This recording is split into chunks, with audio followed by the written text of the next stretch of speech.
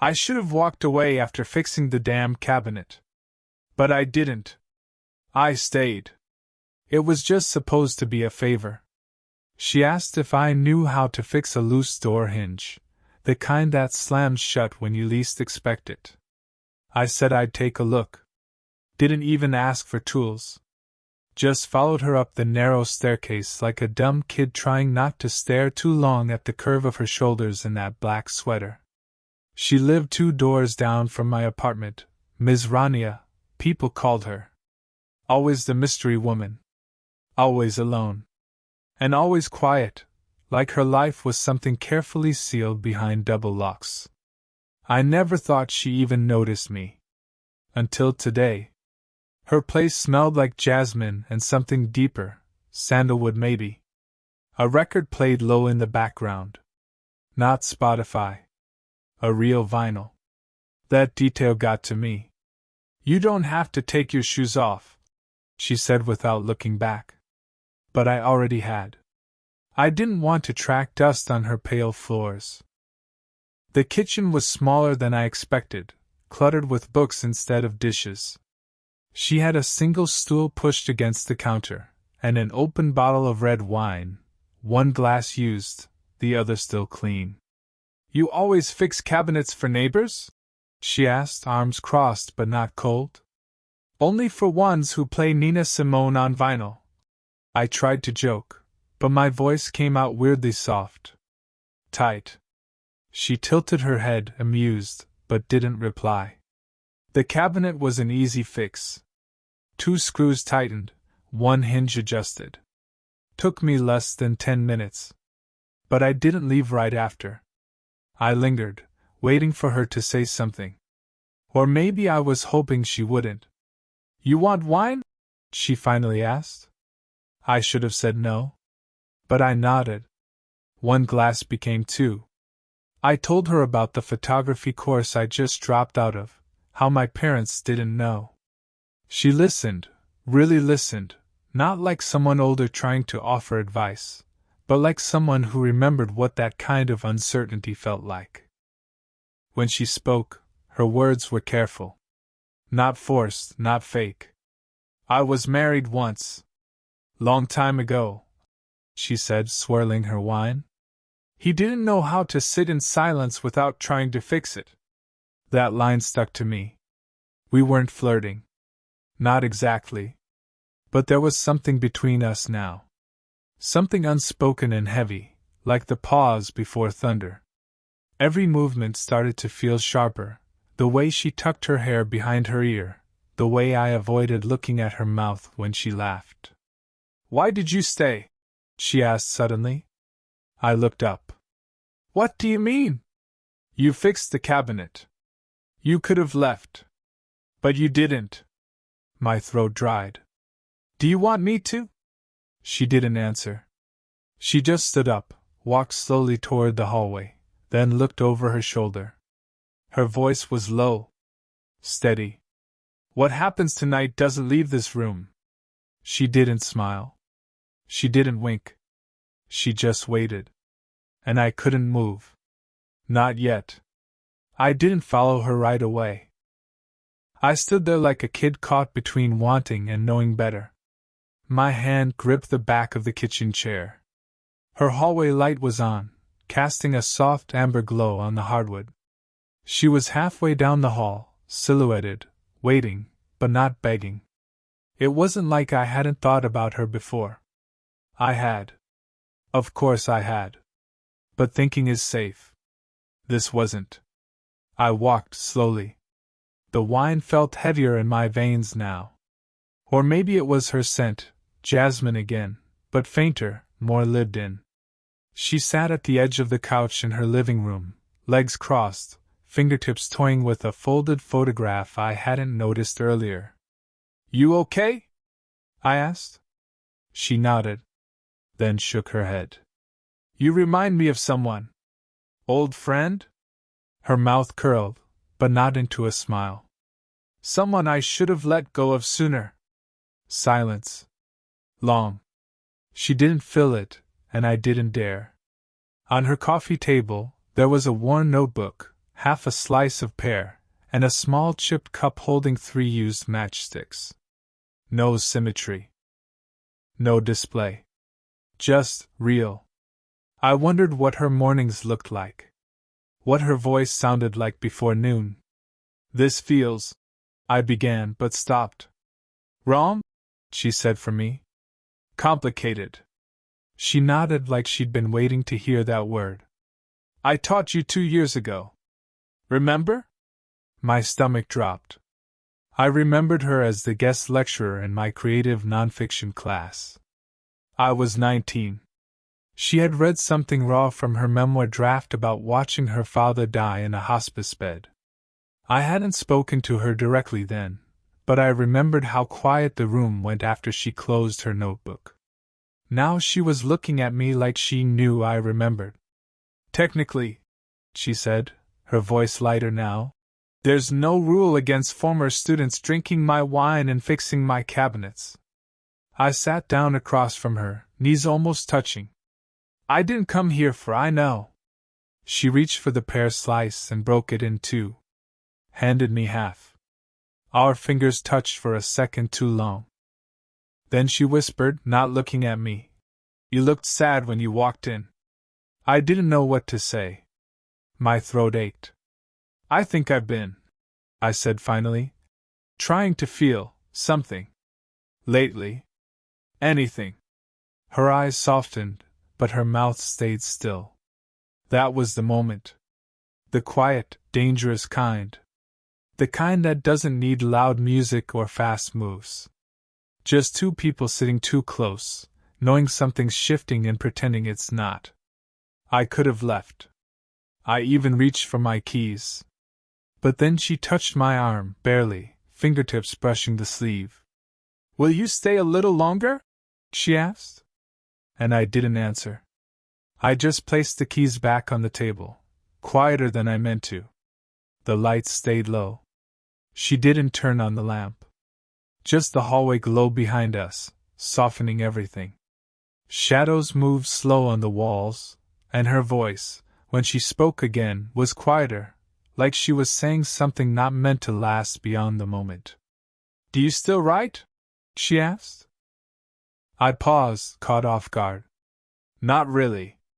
She tilted her head, brushing a strand of hair back, then looked at me in that way people do when they already know the answer. You should, she said. You feel things too much not to. I almost laughed.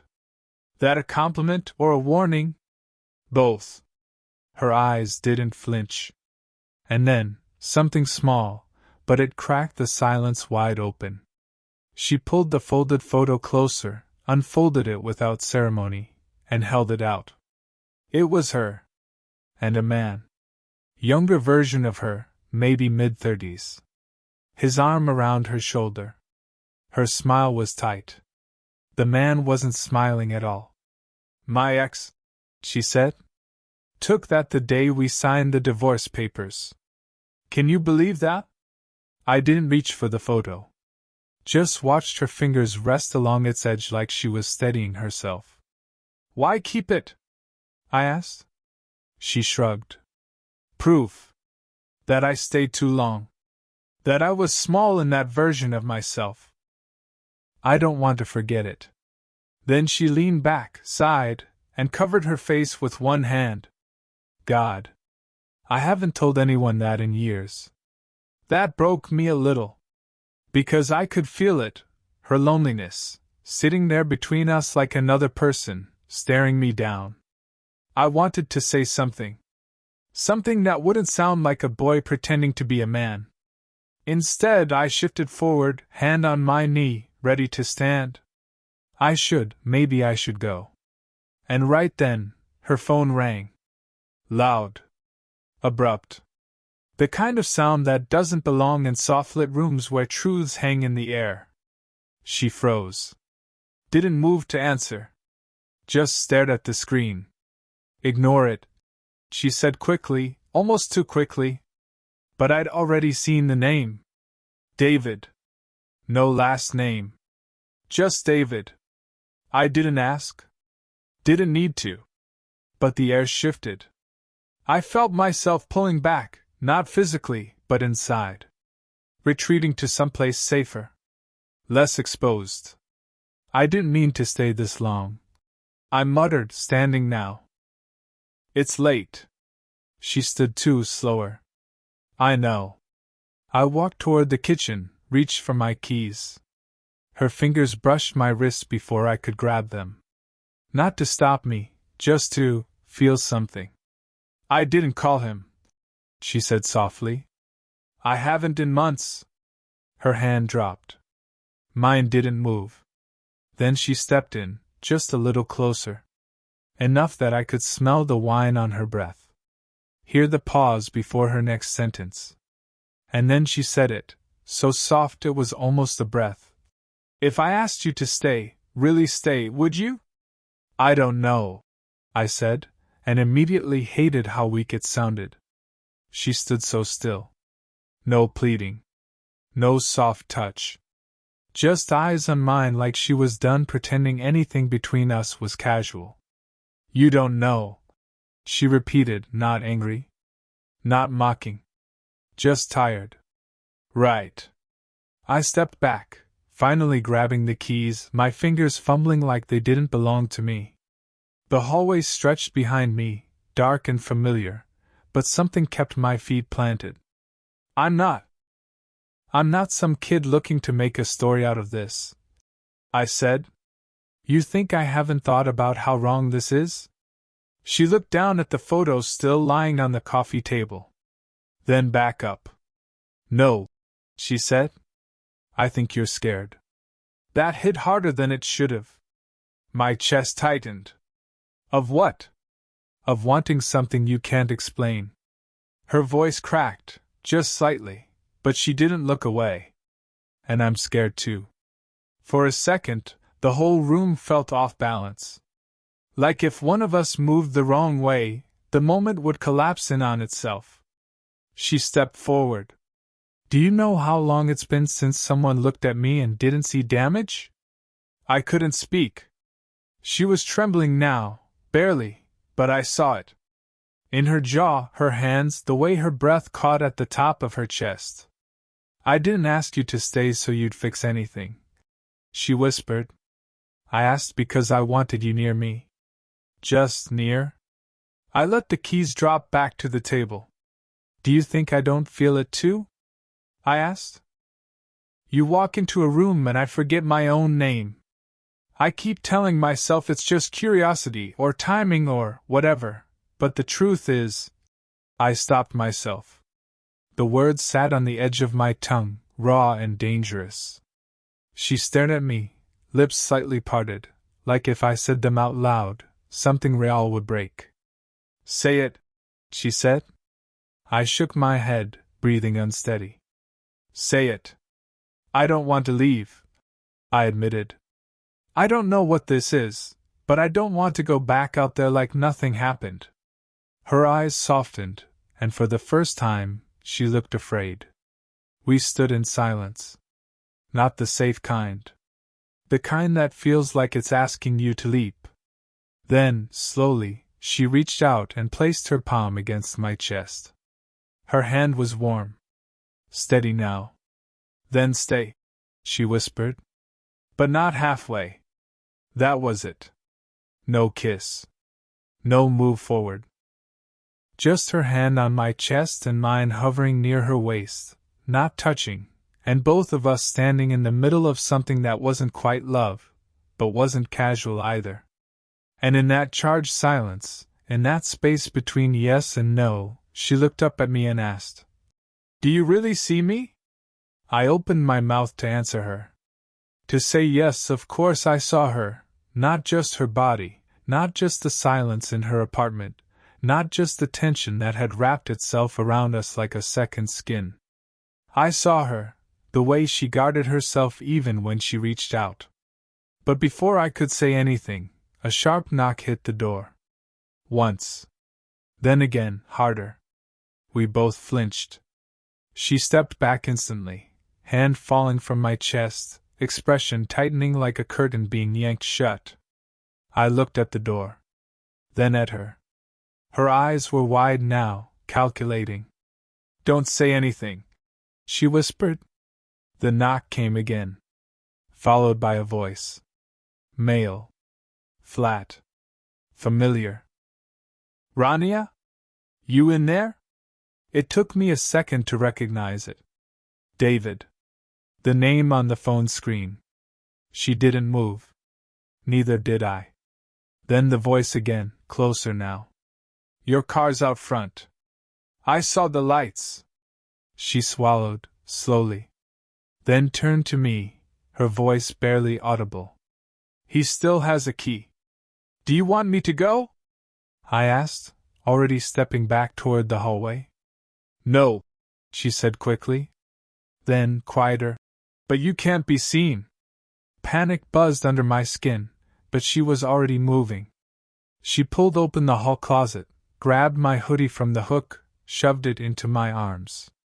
"Bedroom. Left. Window leads to the fire escape." It hit me then, this wasn't the first time she'd had to hide someone. Or something.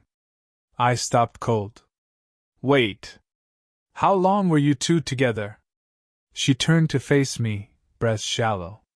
"Long enough," she said. "Too long. Are you still?" "No." Her voice was sharper now. "But he doesn't let go of things easily." I held her gaze. And for the first time, I wasn't sure who I was to her, a distraction, a mistake, or something she actually wanted. "Was this all just about him?"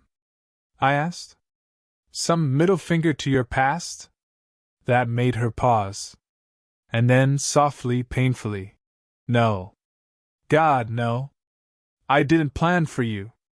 I didn't want to feel anything again. But you sit across from me and listen like you hear me. Do you know how rare that is?" I stared at her.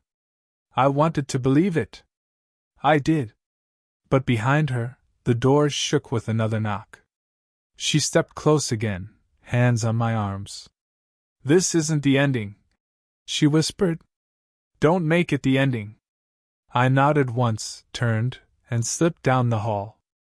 But just before stepping into the bedroom, I looked back. And that's when I saw it. The photo. The one of her and David, still on the coffee table. Except now I noticed something I hadn't before.